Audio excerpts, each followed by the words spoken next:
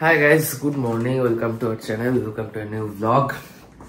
হাতে ফোনটা ধরে আছি ঠিকই, কিন্তু এই কাঁধটায় যা ব্যথা হয়েছে না পূজা। আবার ওপাশ ফিরে শুয়েছিলাম না, ব্যাপারটা হলো আমার কিছুদিন ধরে হচ্ছে আমি যে পাশ ফিরে শুচ্ছি সেই কাঁধে ব্যথা হয়ে যাচ্ছে, প্রচন্ড ওজন বেড়ে গেছে। মানে ওজন বেড়ে গেছে কিনা জানি না, বাট মোদ্দা কথা সমস্যা কিছু হচ্ছে। তো সেটার জন্য এবার একটু ঠিকঠাক করে ট্রিটমেন্ট করা শুরু করবো। স্টাইলটা কিছু শুধরাতে হবে, কিছু ফুড হ্যাবিট চেঞ্জ করতে হবে। এই যে সারাদিন খাই খাই করি, সারাদিন খাই খাইটা কন্টিনিউ করতে হবে। খেতে হবে ভালো মন্দ, ভালো মন্দ না খেলে শরীর স্বাস্থ্যের উন্নতি হবে কি করে? ডায়েট করব মানে না খেয়ে থাকবো না, ডায়েট করবো মানে ভালো মন্দ আরো বেশি করে খাবো। না তো বেলা করে আসবে হয়তো।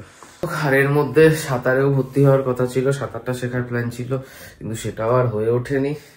মানে কোনখান থেকে কি করবো আমি বুঝতেই পারছি না। কেন অফিসের কাজের চাপ, অফিসে মোটামুটি 2টো প্রজেক্ট একসাথে পড়েছে এসে, সেটার চাপে মাঝখানে সাঁতার কাটতে যাবো কখন সেটাই বুঝতে পারছি না। মানে কালকে মোটামুটি ঘুম থেকে উঠে যে বসেছি, কালকে রাত্রিবেলা 8:30টায় উঠেছি। অনেকদিন পর কাজে কাজ করেছি তাই তো। আর আজকে আমি জিমটা অফ করব, কারণ হচ্ছে আমার একটা বন্ধুর আজকে বিয়ে। আজকে বিয়ে না, কালকে বিয়ে। এ বাবা 10টা বাজে, এখনই তো যাওয়ার কথা। আরে রিদ্ধি তো, ওটা 10টা না, ওটা 11টা 11:30 হবে। 12টা করলে হবে না, আমার 1টা থেকে মিটিং আছে। আরে তুই দেখাতেই চলে আসবি 12:30টার মধ্যে। তো যাই হোক, আজকে ওর গায়ে হলুদ, মানে কালকে ওরম ফটোশুট সত্যিই হয় না, কারণ আমাদের মেকআপ আর্টিস্টের একটা ব্যাপার থাকে। আর যেহেতু ফেব্রুয়ারির এটা প্রথম বিয়ের ডেট, তাই জন্য কালকে বিয়ের প্রচন্ড রাশ। তো ওই জন্য আজকে গায়ে হলুদ, তারপরে আইবুড়ো ভাতের পাটটাও করে নেবে, কালকে গিয়ে বিয়েটা। তো আর বিয়ে হচ্ছে আমাদের যেখানে বউ ভাত হয়েছে সেখানে ওই কথা। যাই হোক, কালকে দিদির জন্য একটা গিফট কিনেছি, বাট আমার বেশ ভালো লেগেছে গিফটটা। এবার জানি না ওর কেমন লাগবে। এই যে অরা ডেকরের, ধর এক মিনিট।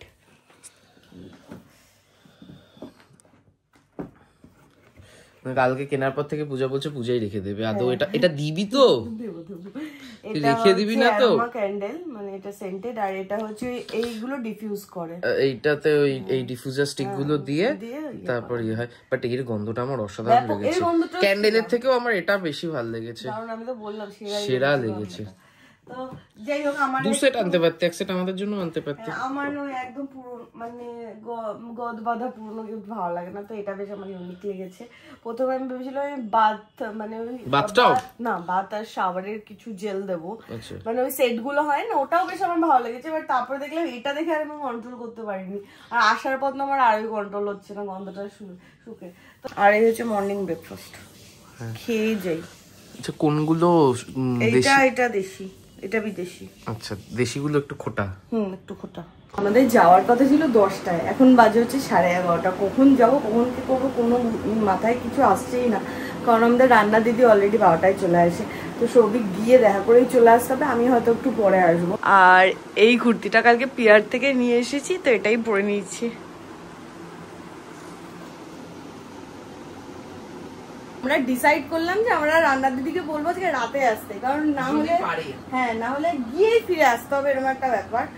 তো আশা করি পারবে, 15 মিনিটের মধ্যে ফিরে আসতে হবে। হ্যাঁ, না হলে তুই থেকে যাবে, আমি চলে আসবো।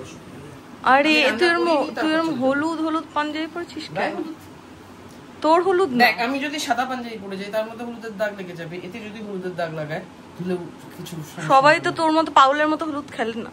ফেরার টেনশনটা রইল না, কারণ দিদি বললো বিকেল বেলায় আসবে, কিন্তু তোর তো মিটিং আছে 1টা থেকে। আমি চলে আসবো এমনিতে। বিয়ের এই ব্যাপারটাই ভালো, ব্রাইডের ফটোশুট হচ্ছে।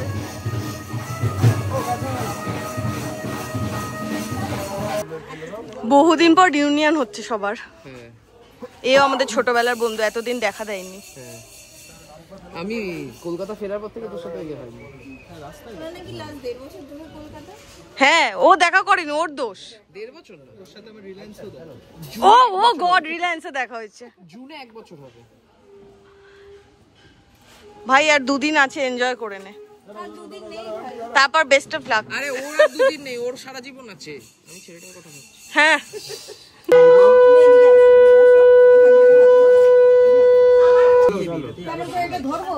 এটার মধ্যে জলটা এটার মধ্যে ঢেলে একটুখানি জল ঢাললে তো এমনিতেই পড়ে যাবে। হ্যাঁ, এটাকে নাড়াবে, নাড়া তো হবে না ভাই, কিচ্ছু করতে হবে না, ওটার মধ্যে খাবার টাইপ একটু উপরে দাও।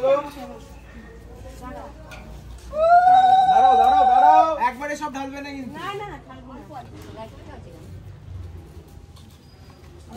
না, কি হয়েছে? আটটু লাগবে জল দিতে। এবার বল পোস্টটা হয়নি ঠিকঠাক। এইবারে চপাত করে ঢালবে গেলি তুই।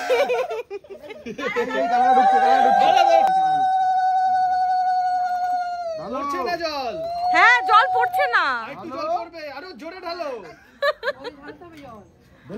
হ্যাঁ পুরো ঢালো, সামনের দিকে হাত, এই তো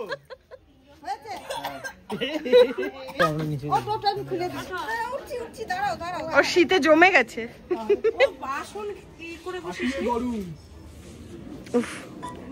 আমি ভিডিও করবি পুরোটা কেনে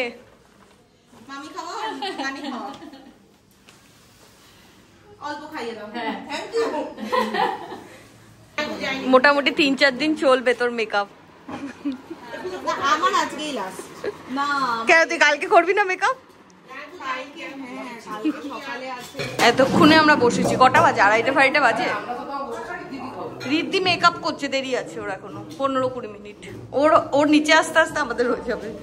সৌভিক তো বলেছে ডায়েট শুরু করবে, তো আজকে তোর ডায়েটের হাত থেকে ছুটকারা। আমি সকালবেলা 5টা লুচি খেয়ে নিয়েছি। কটা? 5টা।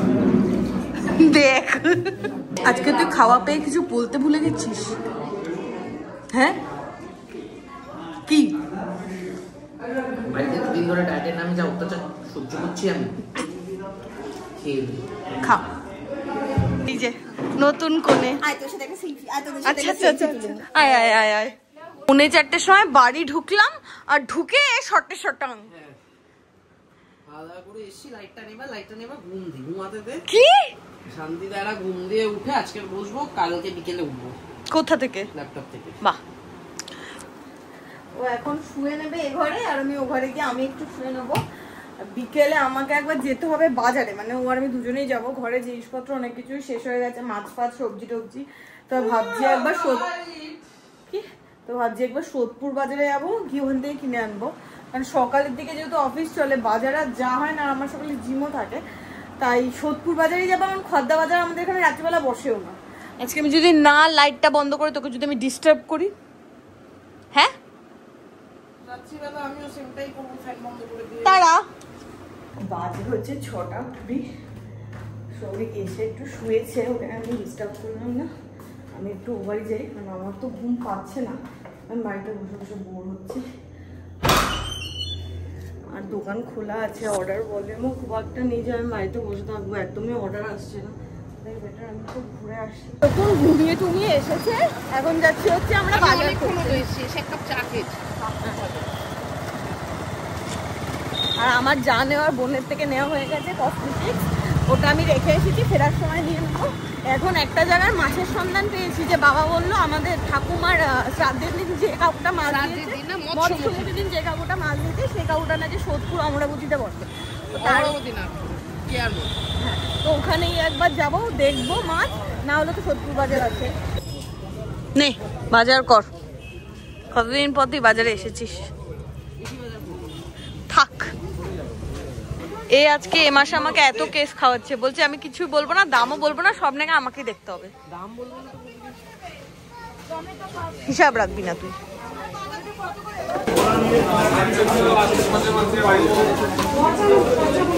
আজকে সব জ্যান্ত জ্যান্ত মাছ নেওয়া হচ্ছে, এখান থেকে শোল মাছ, এখান থেকে শিঙি মাছ। এই মাছটা একটু আগে জল ছিটিয়েছে, মোটামুটি ওর গায়ে আমার গায়ে সব গায়ে। এই যে জামাই আদর শুরু হয়ে গেছে।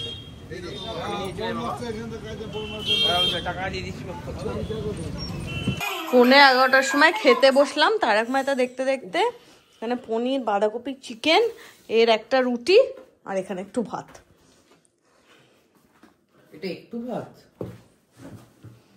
যতটা খাবি খাবি, রেখে দেবো।